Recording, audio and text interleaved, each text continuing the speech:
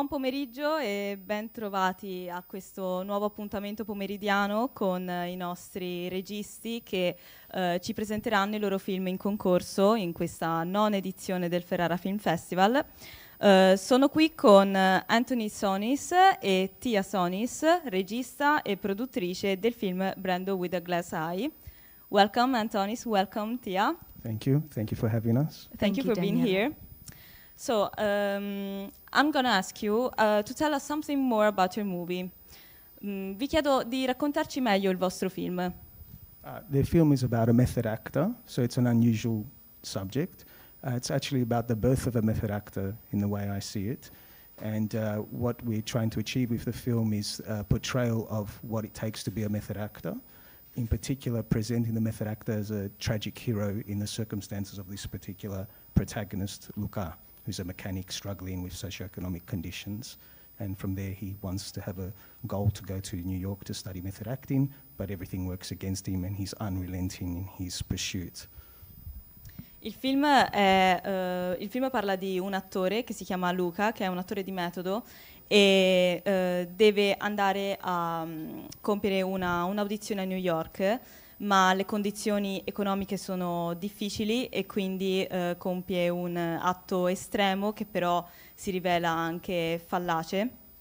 E da qui una serie di dinamiche che anche in maniera teatrale molto particolare entrano a snocciolare quello che è il personaggio e l'approccio metodico al teatro del protagonista. I want to tell you something. Tell me if you agree or not, of course.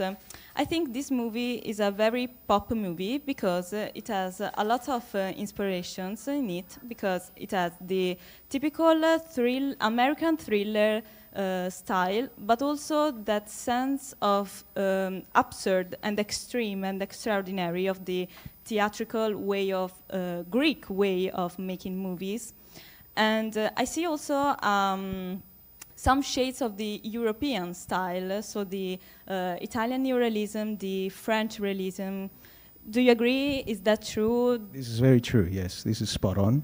The reason why I became a filmmaker is actually because of Italian cinema. The Bicycle Thieves I saw when I was younger, and it changed my life, literally. So I've crafted my soul. Masterpiece. See. I've crafted my soul through Italian cinema, and this is a huge influence on me.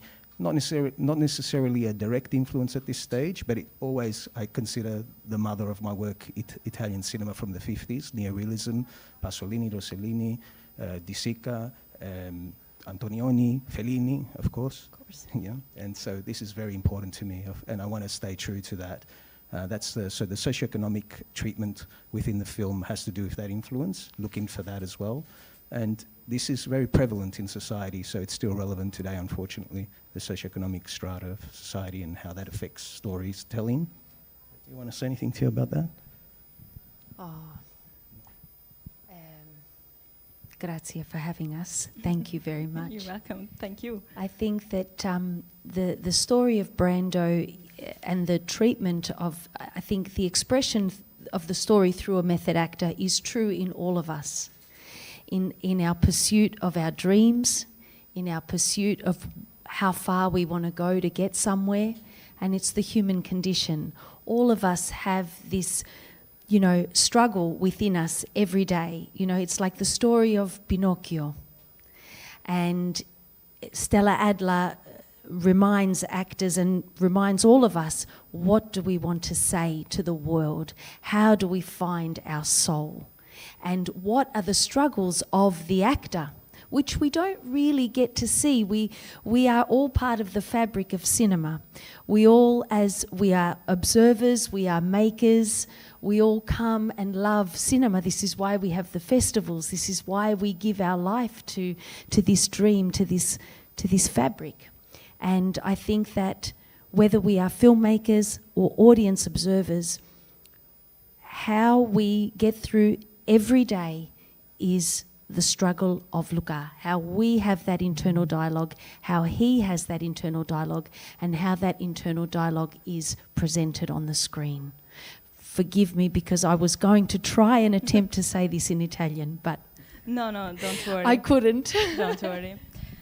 Ho chiesto se sono d'accordo con la frase che questo film può essere considerato un film molto pop e molto completo e anche complesso nella sua struttura e nel suo stile, perché ha sia una parte di tipico stile thriller americano, sia anche delle influenze tipiche dello stile greco di fare cinema, quindi molto teatrale, molto anche estremo e assurdo, ma senza dimenticare anche delle influenze europee e italiane con il neorealismo e anche il realismo francese. E infatti Antonis ha affermato che vedere Ladri di biciclette lo ha letteralmente stregato, illuminato, e il racconto che ci porta con questo film, col protagonista del film, Luca, è un racconto umano e sociale per ritrovare anche un po' il proprio posto nel mondo, la propria anima, come diceva Tia, e insomma risolvere anche i problemi con se stessi, ritrovare la propria armonia, il proprio ambiente. And what about the title, Brando with a Glass Eye? The protagonist is not called Brando, it's Luca. So who is Brando? I know that the protagonist, Luca, is inspired by Marlon Brando, the actor, and also Al Pacino. So Brando, is that Brando, the actor? And what about the glass eye? What does it mean? If you can say something without spoilers about the movie, of course. No, certo. Going back one step, I think, of course, Marlon Brando the title is paying homage to Marlon Brando. And the idea is to come to Marlon Brando not directly. Mm-hmm. So it's almost like erected as an archetype, a sacred thing. So he finds his way to Marlon Brando not directly. He wouldn't dare go directly to Marlon Brando, Luca, the protagonist in the story. In terms of the glass eye, I don't want to put a limit on the meaning of what the title is. I come from a school of thought, the post-structuralist school of thought, where the author is not the god of the text. The audience is more of a god in its interpretation of a text. However, I do want to share some things that stimulate some discussions. I think we ask ourselves, in this day and age, is this dream, this archetype of being a Marlon Brando in Athens, realistic or not? And does it matter if it's realistic or not? I mean, dreams were never supposed to be something that's easy to attain. And the journey towards the dream creates new opportunities, new insights, new journeys. And I think I asked myself the question at one point, would Marlon Brando still have been Marlon Brando if he had a physical glass eye, for example? You know, it might as well be the case that Luca has a glass eye, what he's trying to do. It's a bygone era, what he's trying to arrive to a destination that is no longer there. Neon lights, a different world. But that's okay for me. That's the way to do it, actually, in a sense. And then on a more philosophical level, a more aesthetic level, you know, I imagine someone looking at themselves in the mirror and they have a glass eye. And I ask myself, the good eye sees the glass eye. So the glass eye is making the good eye see something that it wouldn't have seen. So it's a paradox that the glass eye starts to inform sight because it can't see. So dreams, when you have a dream, you can't see it, but you can see it more than what you do see, you know. And going back to the idea of manifestation, you know, manifesting a world. Luca is navigating this strange world, you know, neorealism, Fellini here, Antonioni over here, you know, American action thriller. Yeah. This is the world of an actor, it's the world of an artist. These images are coming into Athens because we're seeing the world through his heart, through his glass eye, not through the normal eyes of a normal Greek person walking around. It's someone who has a pedigree, a history, a discourse behind him from all the films he's seen, from his experiences, and there's an internal battle going on, of course, but this starts to become part of the aesthetic of the film, the world slowly building up around him. And in a sense, he's, through the madness, if you will, he's seen more than what other people would see when it comes to the aesthetics of Athens, what's hidden in Athens, the influences, the invasion of art everywhere. So what appears to be a hell, for him, he's walking through paradise as he walks through a hell. And he has a different perspective. So the glass eye metaphor suggests, as I said where I started, if you're looking in a mirror and you have a glass eye, it's going to affect the way you see yourself, your own face. And it's a metaphorical thing. It's also a sphere. We can use the analogy of, those little snowball spheres. Yeah, of course. You know, is he inside there? But if you're outside, if it breaks, it's spherical. It's limitless in the sense of when you're in there, there's a limit. But when you're looking at out from the outside, it's limitless. But when you're inside, there's an imaginative quality. So it's designed to extrapolate like a contraption, a discussion. So the title is not supposed to be penned up. It's supposed to evoke a new vision, a fragile vision as well. Ok, thanks. Mi dispiace. No. No problem.